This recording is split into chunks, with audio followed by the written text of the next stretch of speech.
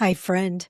Today I'm talking with Nelson Campbell, co-author of the book, The Whole Truth, The Hidden Agendas Behind Decades of Health Misinformation and What to Do About It.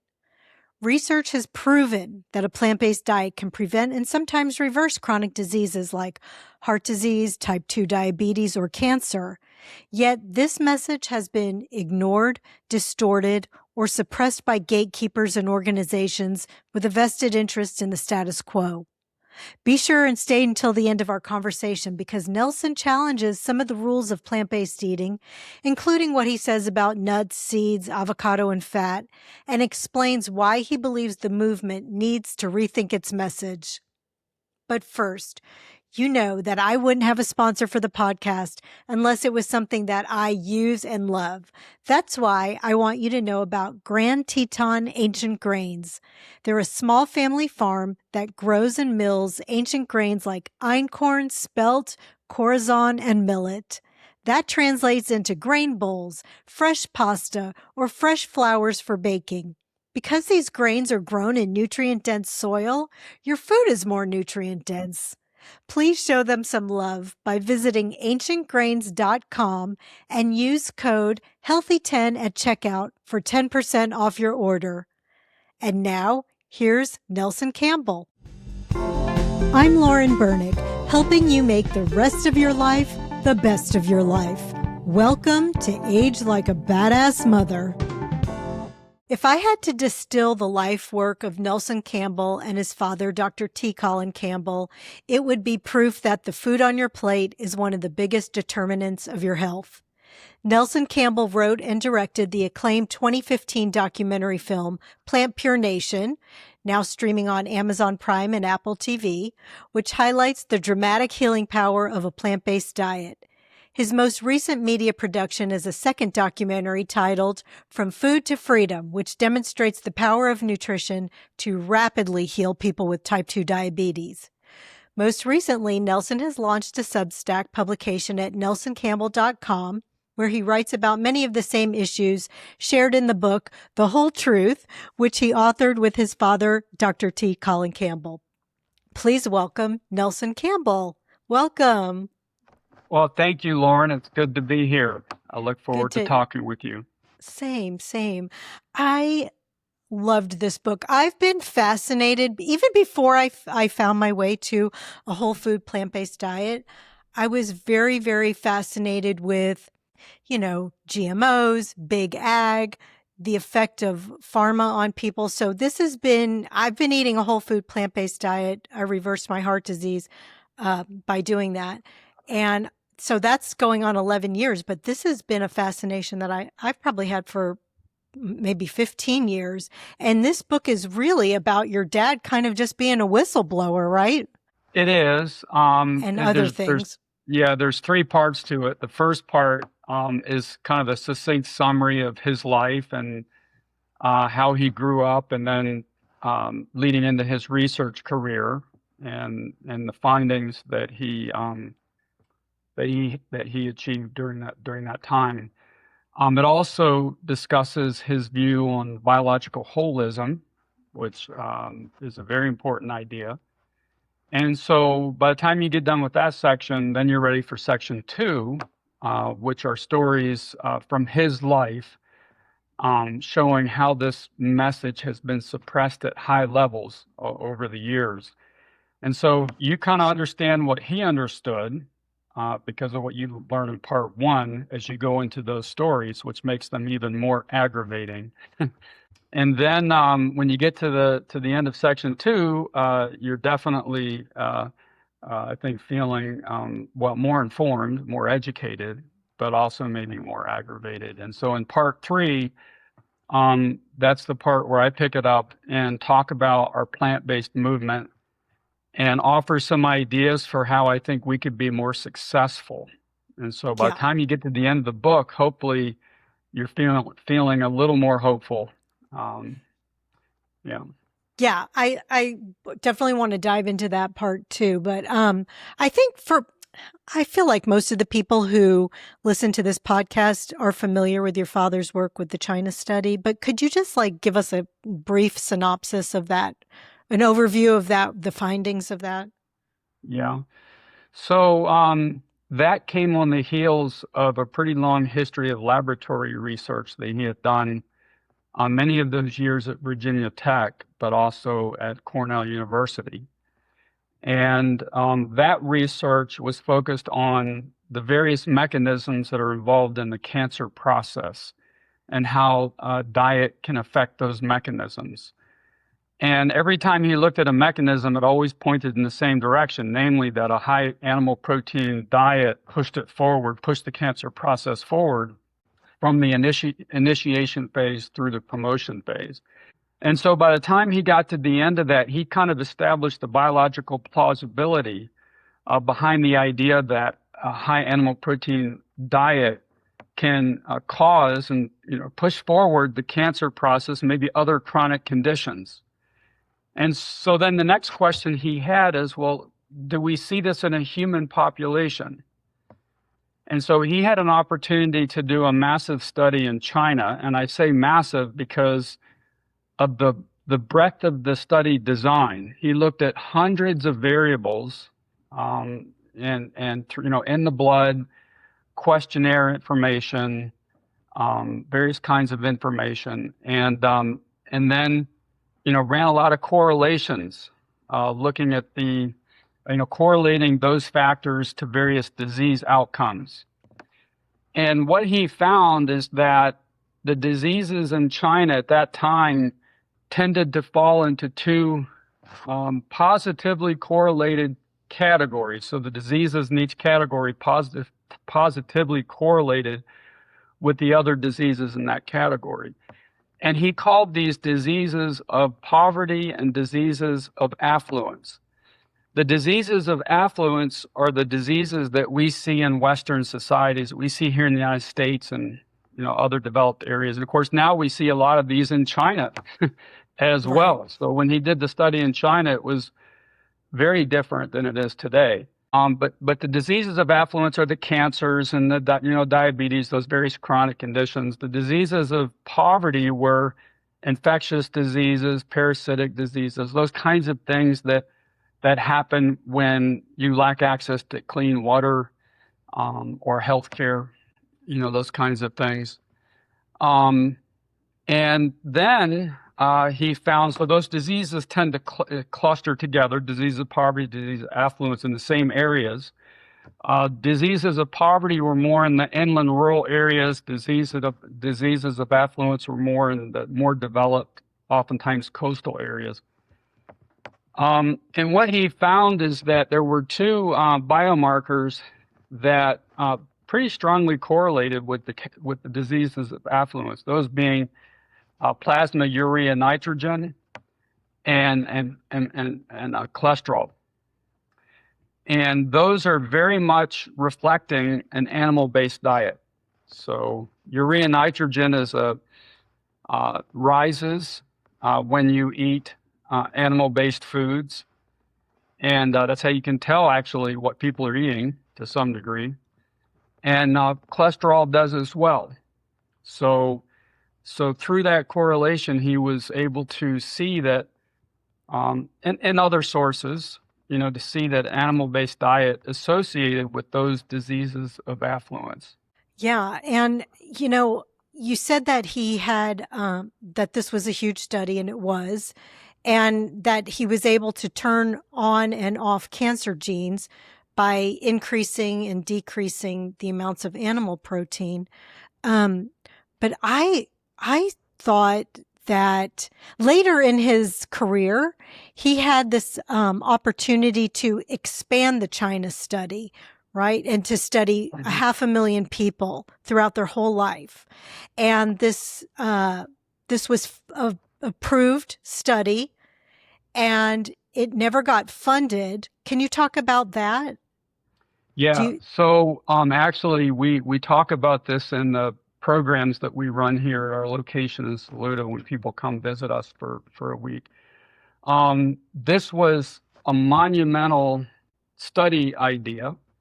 It would have been the greatest, probably the greatest health research study ever done. And I almost need a piece of paper and a graph to display this properly, but let me try to explain it in words. So what he wanted to do is he wanted to, again, going back to China, he wanted to study a population of about 500,000 people and then collect blood and urine samples periodically over time. So maybe once a year, twice a year, but periodically collecting these blood and urine samples and then putting them into cold storage, nitrogen freezers. So they're frozen, they're preserved. And then the idea was to follow these people, and when someone died of something, typically you're diagnosed with something and then you die.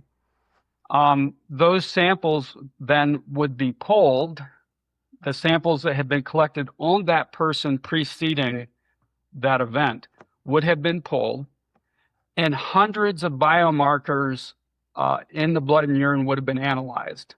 Okay, analyzed at each time point leading up to diagnosis and then death. Okay, so at every time point, then it would have been possible to have determined a biochemical fingerprint reflecting that disease process at that time point. Cancer doesn't just happen when you're diagnosed. Cancer is growing years prior. There's an underlying disease process. Diagnosis tends to happen toward the end, and for a lot of chronic conditions. And so what he was attempting to do was to, at each time point to find that subset of biomarkers that would be most reflective of the disease process at that point in time. Does that make sense? Yeah. And so really a biochemical fingerprint, and that would have been like a Star Trek, kind of technology, because, you could then take blood and urine samples from people way before anything's diagnosed to say, hey, we have the fingerprint of this evolving disease process. You need to take action. And of course, my dad's research had shown that we can reverse many chronic conditions through food. So we could tell people, you need to take action to reverse this process before it gets out of hand. Yeah. And so, yeah. It would have been, the breadth of this study would have been incredible, but it was thwarted because they got an anonymous letter, right, saying the China study was fraudulent. They would have, your dad probably would have exposed that pharma kind of drives our medical system. Is that, yes, how do you explain that? Yeah, this research would have been the greatest threat ever to the pharma industry, the whole pharma paradigm, because you can imagine that, okay, you've got patients who are trending a certain way. You give them a whole food plant-based diet, and you can see how the biochemical fingerprint's changing and how it's moving backward in time. Now it's reversing, right? Yeah. So it would have validated the idea of food as medicine better than anything we could have ever done. He had gotten a funding commitment for that from the government and NIH. And so he went down to Washington to get the initial check. And when he got there, and this is in the book, The Whole Truth, when he got there, there was an anonymous letter. It wasn't signed by anyone, that had come in through another institute of NIH that I believe wasn't directly involved in this, but they presented the letter, and the letter saying that the China study was fraudulent, that basically my father was a fraud. And so the study the funding was put on hold. He didn't get his check.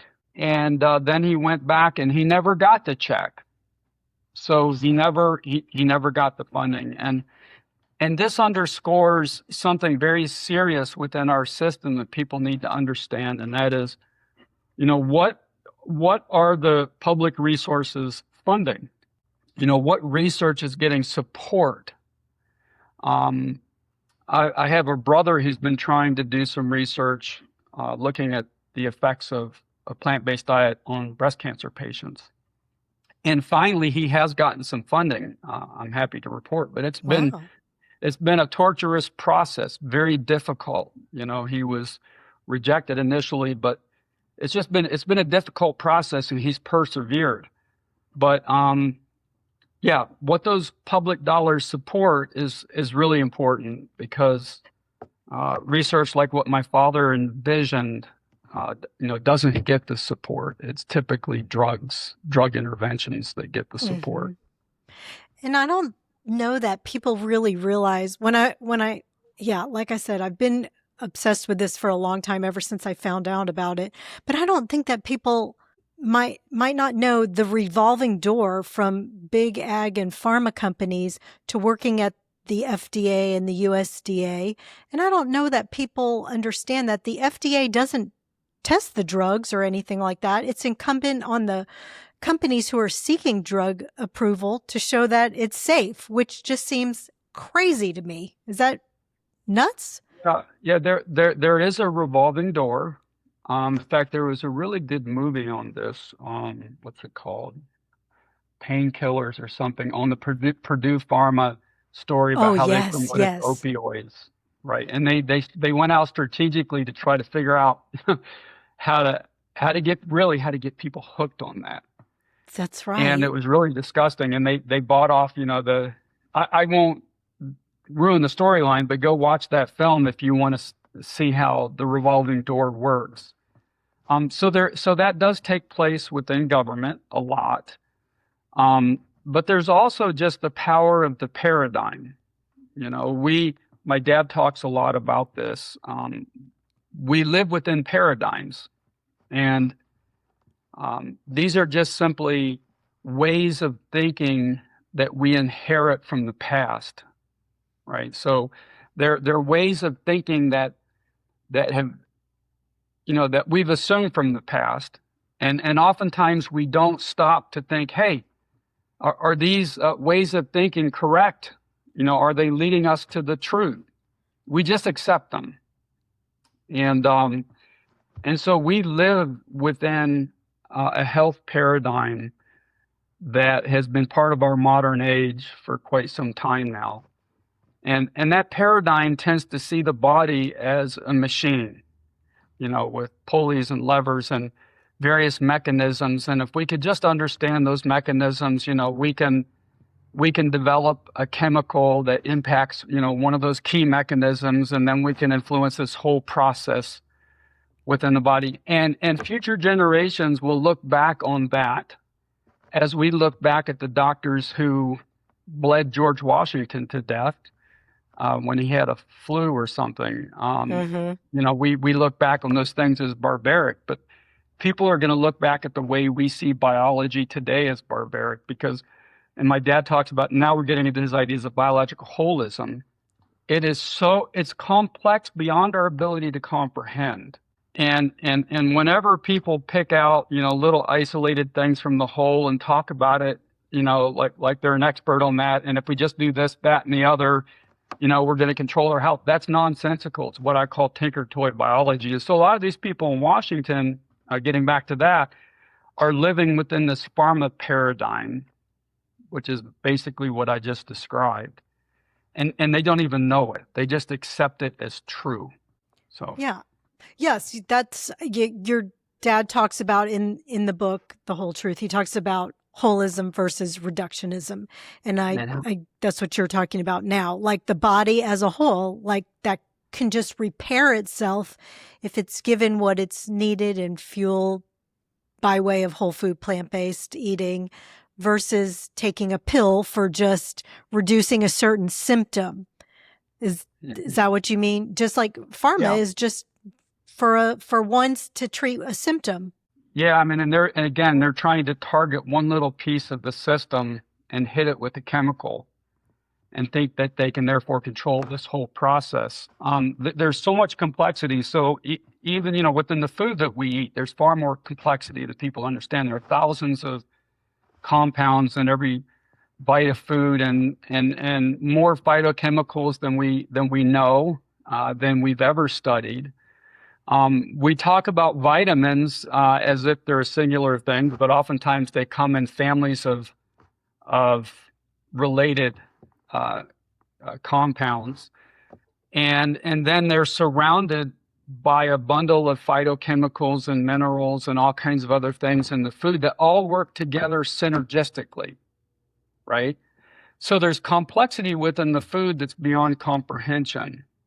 Then it goes into the body, and the way the body processes that is complex beyond comprehension. We don't even really understand how one of the simplest biological units works, which is the enzyme. The enzyme, and there's trillions of these in our body. The enzyme is this long protein molecule that's folded in around itself. It's a very long, complex molecule, and it turns chemical A into chemical B. It catalyzes that. It's a catalyst. It converts that chemical. And so when it's not doing anything, it's just kind of sitting there. Some people think it loses its conformation and shape. And then when chemical A drifts by, it assumes a precise geometry, a precise shape that's required to do its job. And then it converts that to chemical A to chemical B. We don't really even understand how that happens. And there's so many enzymes in every cell. Every cell is a universe unto itself. And there's trillions of cells. And there are these various macro systems in the body, that are setting the pH levels at various points and hormonal and, all kinds of things. And there's communication at every point in time, instantaneous, between all of that. And so it's so complex. It's almost mysterious, but it works. It does work. Tell us that, that's a good jumping off point to some of the things that you've done, Plant Pure Nation and from food to freedom. Can you talk about some of the things that you've personally seen by switching people to a whole food, plant-based diet? Sure. So we started down this path a long time ago. I decided back around 2006 or 7 that I would, commit maybe the rest of my career to helping get this health message out. I had some entrepreneurial experience before that, so I thought I had some skills that might be useful. And so the first thing I did is I started thinking about how do we persuade people to change? How do we educate them, and how do we motivate people to make a lifestyle change like this? And I started looking at different approaches, and I came up with this idea of an immersion process, which I described at that time as a jumpstart. And basically what we do is we provide some education to kind of turn on the light bulb and get people open to this and to motivate them then to go through maybe it's 7 days or 10 days of living on a plant-based diet. And we can design in other touch points along the way, so they get ongoing support. But then what we do as part of that is we encourage people to get their biometric tests done pre and post. And it's typically a lipid panel, maybe fasting glucose. And so we developed this concept. We worked really hard on a meal plan, and we rented a kitchen to produce the food. And at that time, there weren't a lot of plant-based meals available. So we had to kind of do a lot of this from scratch. And so we put that program together, and maybe it was 2011 or so, we did our first jumpstart with a group of people. And I myself was blown away by the results. It was one of those rare instances that exceeded what you had hoped for. Big cholesterol drops of 20-25%, people getting off their medications, and it was amazing. And so we did some more. And that eventually led to the opportunity for my first film, Plant Pure Nation. But we've done these programs periodically over the years, and always had the same results. There's very little variance. People go through this and they get similar results.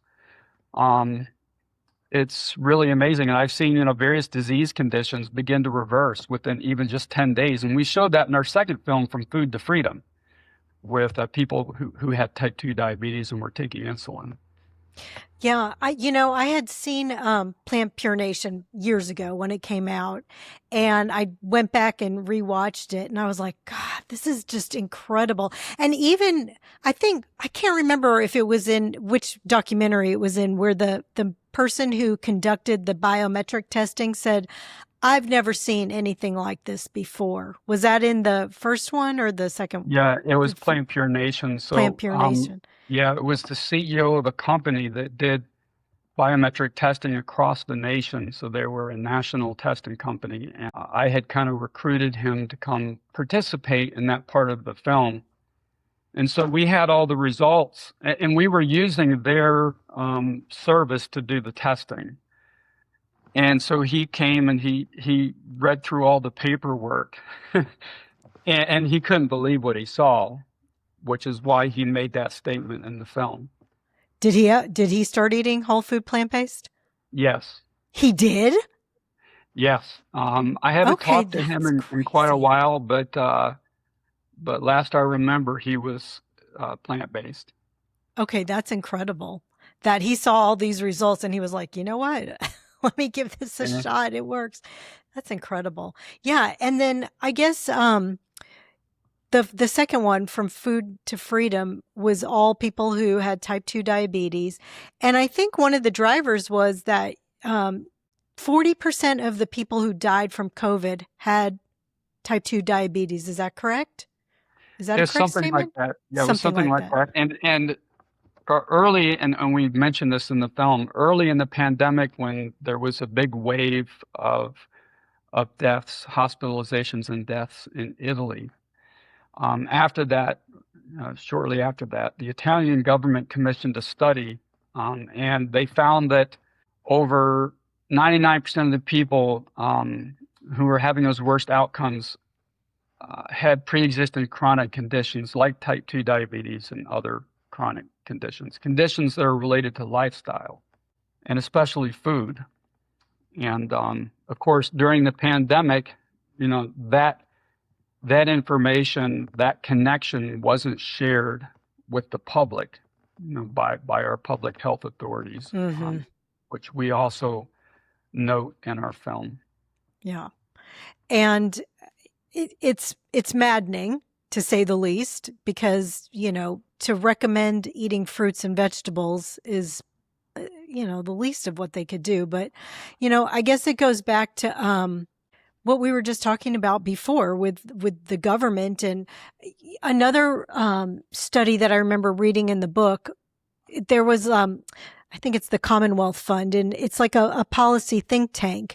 And these scientists had the healthcare statistics from 10 high income countries, and they found that Americans die the youngest and live the sickest, despite the US spending the most on healthcare. And I think that that's the overarching theme, and what you guys have tried to do with your life's work is to say this doesn't happen. It has to happen. We could be eating plants and reversing a lot of this. So you know, I know that one of the plays is that the tobacco industry has found its way into our food industry. Can you talk a little bit about that? Because I think that that's one of the big reasons that people are so sick. Do you? Well, there are companies, I guess, that were in the tobacco industry that have expanded and now have a big presence in the food industry. But it's the mentality that I think you're really referring to here, the approach, the strategy, which is to design food products that are addictive to people. Hmm. With uh, things that tantalize our taste buds, that make us want to come back for more, but that aren't good for us.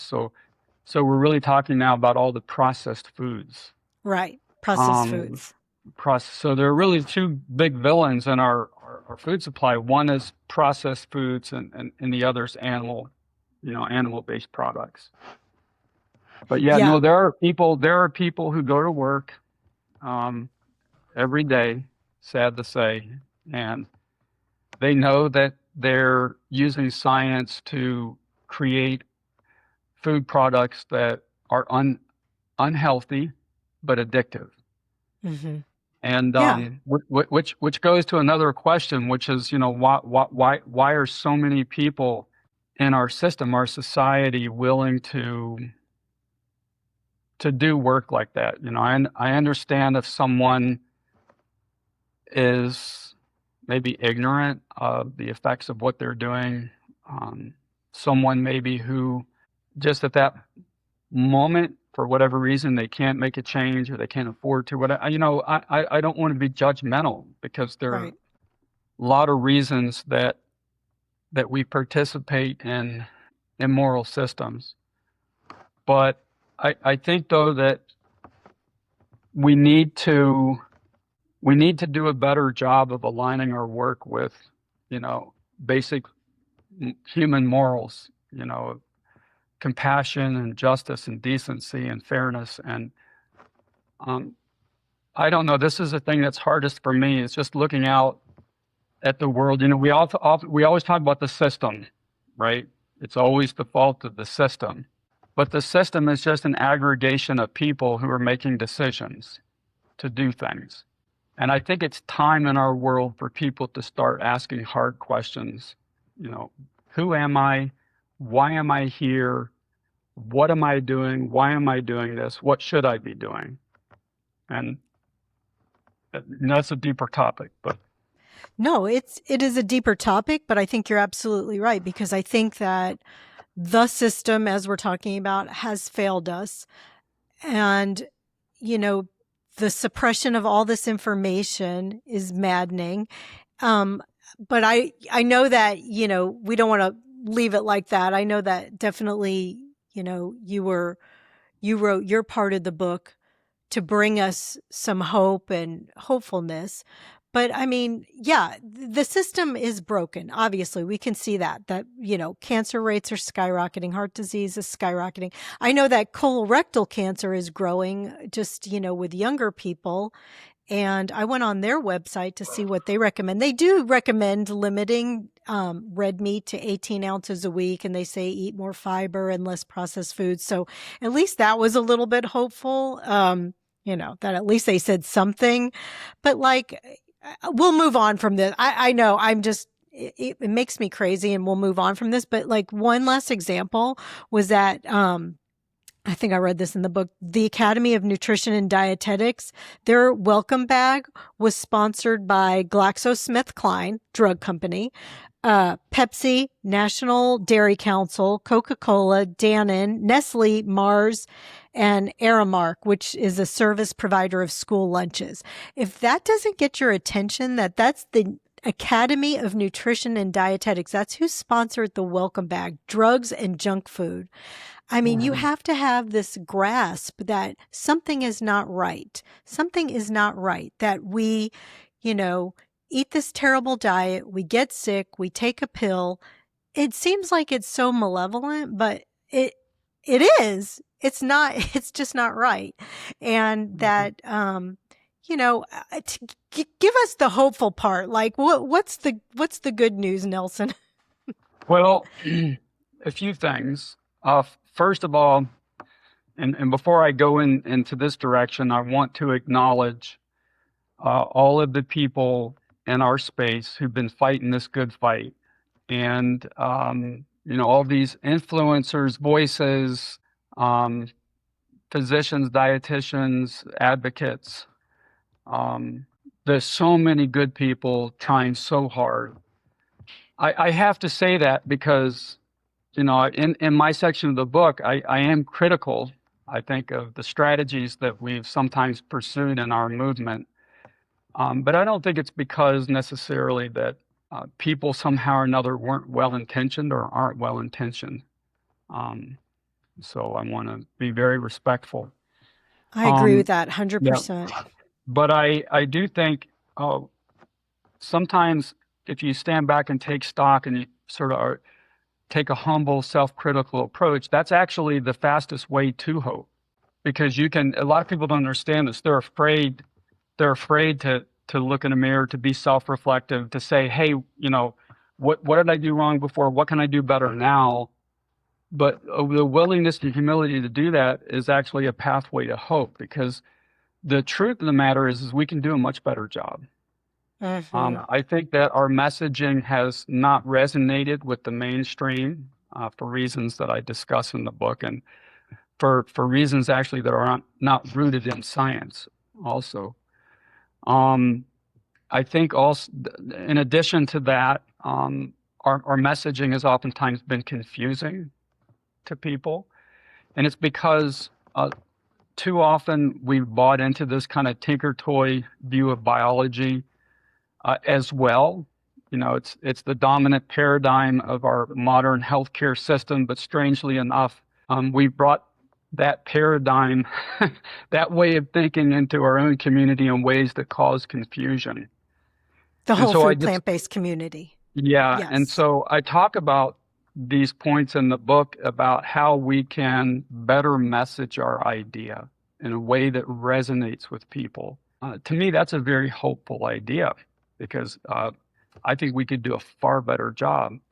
I also think as well that we can make a deeper and broader message that brings people together in a unified way who are currently working in disparate ways and different directions. And, you know, I talk about that it's really about more than health. It's about, well, for one thing, social inequities. There are a lot of populations around who really are suffering more than any other this chronic disease epidemic, Yes. and who lack access to information, healthy foods, and you know we need to extend our health message into those communities.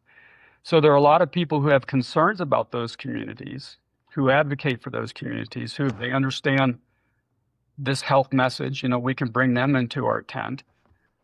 There are of course, the ethical vegans. You know, I have become myself over my life. I have become far more sensitive to the rights of animals, and I'm at a point now where this is deeply important to me. You know, what we will never solve the existential problems that we have as a species, as humans, you know, within our own civilization, if we can't show compassion as well to animals. I mean, I don't. Yeah, we need to think about those things and talk about those things. We also, I think, need to talk about the environmental implications, which we sometimes do, but I think we could do a better job of reaching out to that community. And I think if we make these bigger arguments and we root them in an argument for a more compassionate world, you know, we're really advocating for a more compassionate, connected world. Compassion is at the root of all of this, right? It's at the root of the health message, the root of this idea of extending this to the people most in need. It's at the root of compassion. It's the animal issue, the environmental issue. It's really an argument for compassion. And I think if I we do agree that, with that. we can pull people together. But we also can appeal to young people. Mm-hmm. There's no movement in history that's ever succeeded without the energy of youth. There's two things, the energy and the idealism of youth. Yeah. You know, as we get older, we tend to lose some of that. Yeah. And the baby boom generation will never drive this movement alone. It has to include young people. I agree with that. I want to go back and touch on all of those things, but when you said young people, it kind of just reminds me because when you open your part of the book, you're talking about, as a young person, seeing your dad make these discoveries, and you thought he was going to get the Nobel Prize for his discoveries. Can you tell us about that when you were a little kid?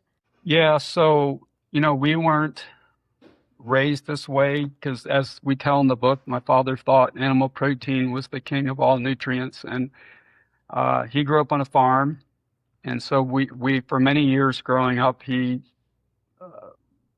we had, you know, we grew up in the country, and I thought I lived on a farm, and didn't realize till later that, hey, it's not really a farm. Yeah, we had some horses and some things, but he always had me out there building fences and building barns and cutting wood and mowing the fields and all of this.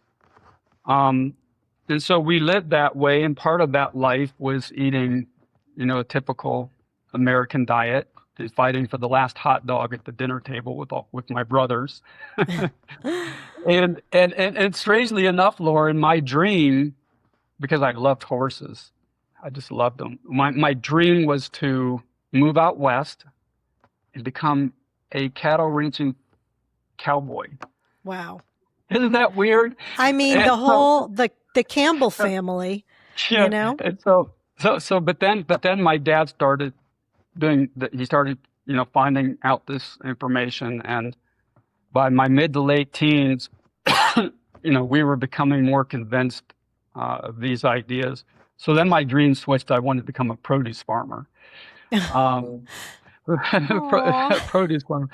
But I remember, yeah, when he was making these discoveries, we never really resisted it or rebelled against it. We had a great deal of respect for my father. And I was just amazed. I was amazed. I remember he came home one night and he said he was so excited. He was sharing his research about how he had shown that he could turn the cancer process off and on by toggling between plant and animal protein. He was so excited. And I remember thinking to myself, man, in a few years, he's going to win the Nobel Prize and the whole world will know this and be eating this way. And that was almost 4 decades ago It's or more.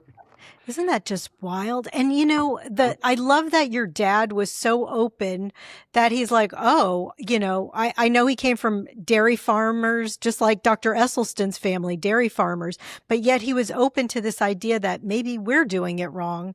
And, I just love that he has spent his career trying to bring this information or bringing this information, because the China studies sold millions of books. And is that millions?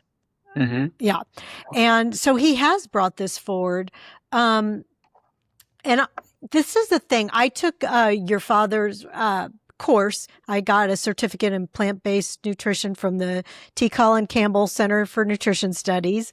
And the thing I learned so much, but the thing that really stood out to me is that I remember learning human breast milk contains roughly 7% of the calories from protein. And we are now in this phase where, and that you can't argue with that, right? With human breast milk, no matter what you believe, that breast milk is made to make a baby grow.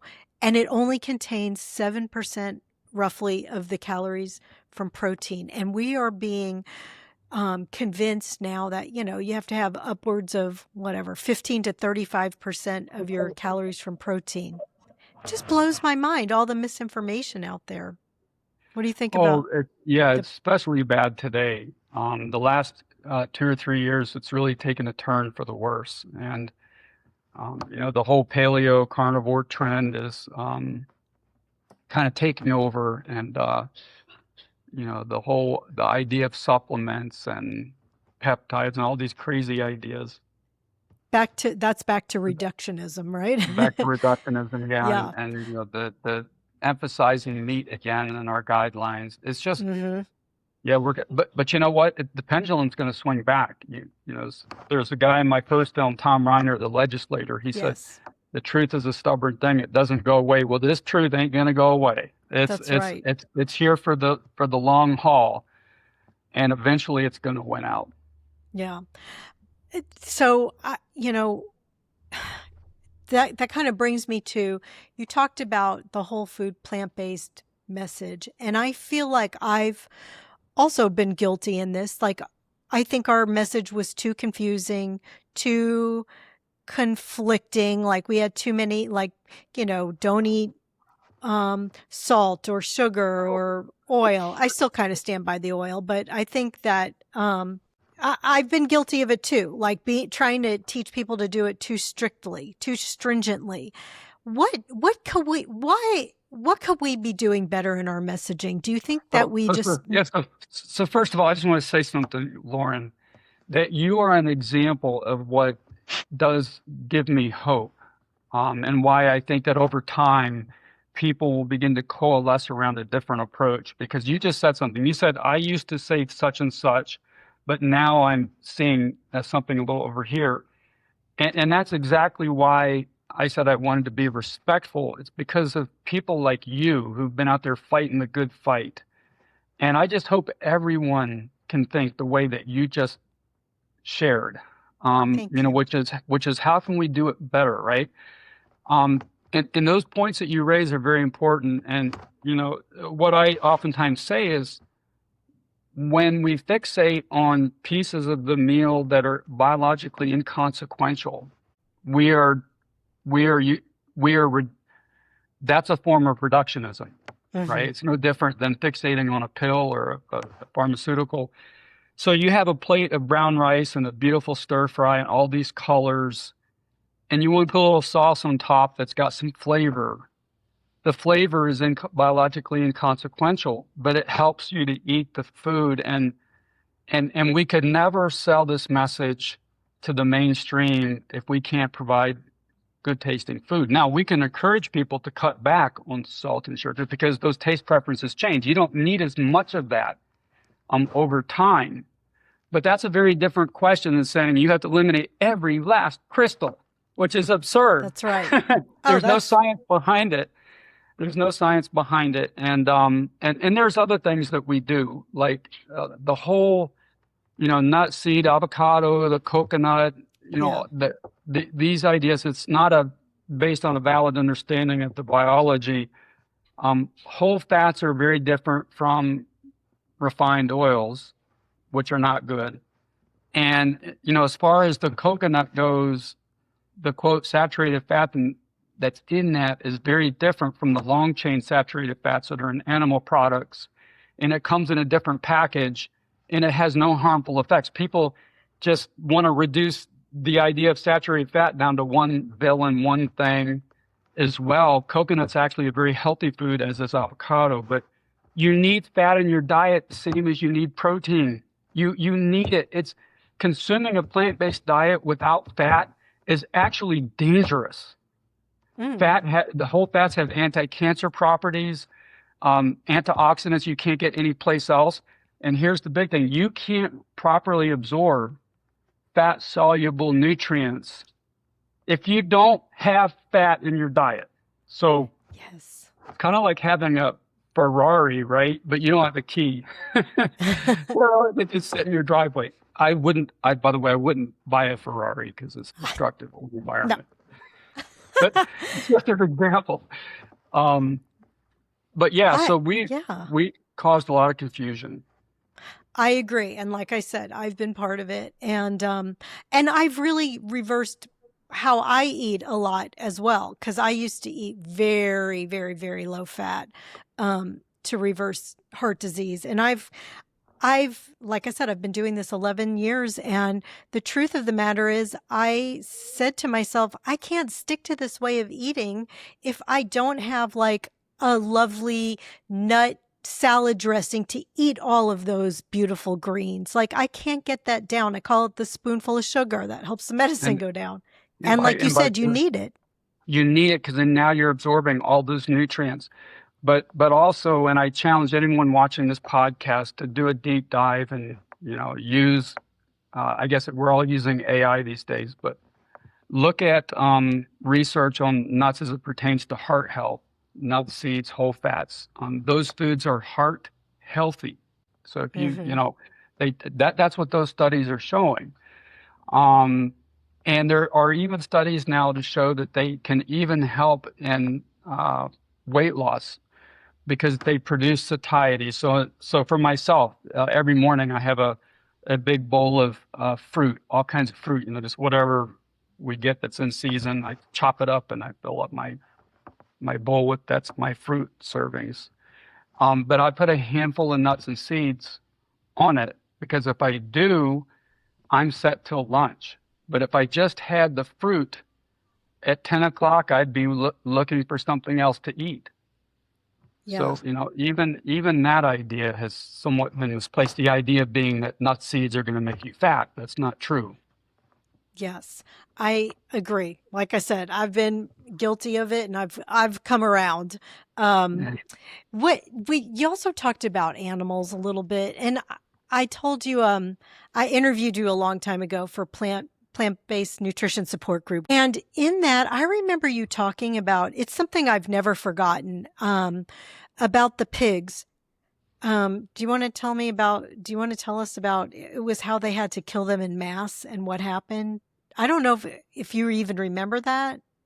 I don't remember that specific Oh comment. gosh. Um, It but was, I think it I was know that, gassing them. yeah, you know, we torture them their entire lives. The farm animals are tortured in all kinds of hideous ways. And then we kill them as well, which is hideous. We act as if that they're unaware, Right. that they don't feel fear, um, that they're not terrified. And we have a dog now, Molly. We've had a lot of dogs over the years, but she is so affectionate and sits on the couch and rubs her head against us, and she remembers things. She'll take a bone and put it in the far side of the house one day, and then a day or two later, she wants her bones. She knows exactly where she left it, 2 or 3 days ago. She's very aware. She's even tuned in when, we're a little off. And it's like she gets extra affectionate. And that's true with all animals. Cows have a great sense of self-awareness and are very gentle animals. And like I said, if we can't extend our compassion to animals, I think we're in trouble, Hmm. because I don't know how as a species, we have to evolve from this kind of linear, reductionist, self-centered way of thinking to what I call heart-centered holism. And that's, heart-centered holism by definition is universal. You can't look out at the world and say, hey, I love my dog, but I think it's okay to feed cows feed that they're not used to, an artificial feedlot, so that they get bloat, and then you have to shove garden hoses down their throats to stop them with water, to stop them from suffocating. You can't love your animals at home and then support an industry that does that. That's not heart-centered holism. That's living at the expense of others. And as long as we have that mindset and we see the world in a tinker toy kind of way, reductionist kind of way, self-serving kind of way, we're going to have major problems. So as a species, we have to take a leap forward in how we think and feel. Yeah, I agree with that 100%. Um, did you ever, now that there is AI, you mentioned that, have you all taken that raw data from the China study and fed it into AI? No, but I have fed a lot of information into it related to my father's work and Okay, research. good. And I think it's interesting because I think AI tends to think like we do, because we trained it, in human ways of thinking. And so it's funny because it'll oftentimes talk about research in a very reductionist way, Oh, just wow. spitting back what people have Yes, already said. So I've had interesting exchanges going back and forth on the topic of holism versus reductionism. good. Interesting. Um, can you, so one couple last quick questions. Who do you admire for the way they're aging? Um, I don't know if it's just any one person. I've met a lot of people along my journey who are older, who are aging well, and I would say that there are people who um, have a sense of humility. They've learned a lot over the years, but maybe one of the biggest lessons they've learned is that they didn't always know as much as they thought they knew. There's a kind of a humility about people who are aging well. There's uh, a lovingness. I think people who age well, they tend to be humble. They tend to be loving, um, and they tend to live in a more holistic way. They see health as more than food. We talk about this at the retreats we do. Health is way more than food. Just focusing on food is itself very reductionist. Yeah. And there's so much research coming out now about the purpose of the value of purpose and exercise and having peace in your life and social Yes. connection. And so people who age well tend to understand that holistic view of health. What's your guilty pleasure? My guilty pleasure. I've been working so hard lately. I'm trying to that's probably my guilty pleasure is that I don't have enough of them because I'm probably working too hard. I think that for me, um, living in a connected community, we live in a very connected community right now. You know, that's not a guilty pleasure; it's a pleasure. It's a pleasure, But pleasure. that's really important to us. You know, having community and friends and being outdoors, nature is That's something very. We live in the mountains of North Carolina, so there's a lot of that around, and and getting outside, you know, getting some sunshine, going on walks, um, go to the gym. that's good. Those are some of my outlets, and I don't feel guilty. I don't know if I don't really smoke or drink or anything like that. So I don't know what my guilty pleasure is. But I have some pleasure. Good. Okay. Good. Good. Well, I think we'd be remiss if we didn't mention Kim's cookbooks. She Yeah. has, yeah. So we could just find those on Amazon. Kim Yeah, Nelson. so maybe that's a good way to um, close it up is to say that um, Kim has been with me from the beginning of this journey. And when she was younger, she wanted to go to culinary school. Her dad wasn't so crazy about it, encouraged her to go to a 4-year college, but just loves food and recipes. And ever since I've known her, you know, one of her pastimes is sitting on the couch and creating new recipes, Incredible. reading things, reading about other food cultures and different things. And she handles all of that for the programming that we do now. Um, but been doing this now for, gosh, decades. So she has Yes. gotten really good at it, and all of the various food products that we've ever utilized in our organizations, most of them she created, and she wrote 3 cookbooks. So if you go to Amazon, all you got to do is type Plant Pure and Kim Campbell, and all 3 of them will come up. Yes. But Kim is she's, his beautiful partner in crime, his wife, if yeah, anybody doesn't know. And her cookbooks are fabulous. And I've used her recipes quite a bit. I love them. I made her chicken nuggets were like such a hit with my kids when they were younger. And mhm. well, they're not chicken, obviously, but those were amazing. But yes, so Kim's cookbooks, your retreats, you could your Substack, your documentaries, we could find that all at nelsoncampbell.com. Yes, and also our programming is at campbellretreats.com. And campbellretreats.com. I'll put we just you know put up whichever one is next up on the Okay. website, but people can go there and sign up to the waiting list as well. So when we do another one, we contact those people first. Okay, and that's where is it still a jump start or a So immersion? yeah, so what we do, Lauren, it's really pretty exciting. We've been doing this for quite some time, and we've evolved it, and we've come up with a program that I really, really love more than anything we've ever done before. So we call it our Whole Truth Retreat, and it's not the same as the food-based immersions that we used to do. The food is central to it in that we serve people delicious meals, and Kim spearheads all of that. She kind of plays the role of chef, and she also does some instruction, but the food is delicious. But in terms of the programming, in addition to some of the culinary instruction, is I do instruction that revolves around some of the themes that are in our book, The Whole Truth. And starting out with nutrition and telling my dad's story, progressing into biological holism and what does that mean, and then how can we expand that concept of holism further beyond the realm of health and to how we see every time we open up our eyes. And how does that lead us to this concept of heart-centered holism? What does that mean? What does it mean for our own lives as we wake up to this bigger idea?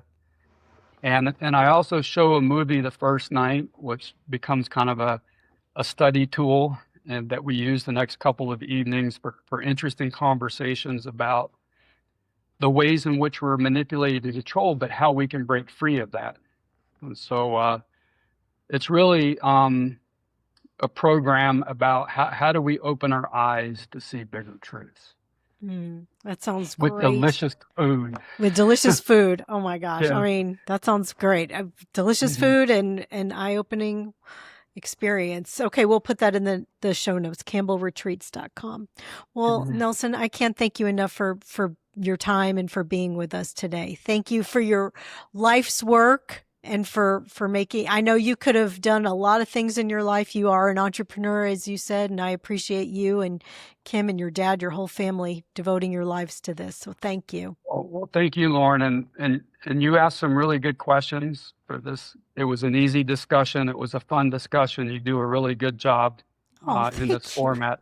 And thank you for all you do. There are, if it wasn't for everyone, working and trying to advance this, I would have given up a long time ago. There's a lot of good people out there who are trying to get the word out. And that's what gives me hope. So thank you. Thank you. All right. You take care. Bye-bye. All right. Yeah, bye. Thanks for listening, friend. From my heart to yours, be well until we meet again.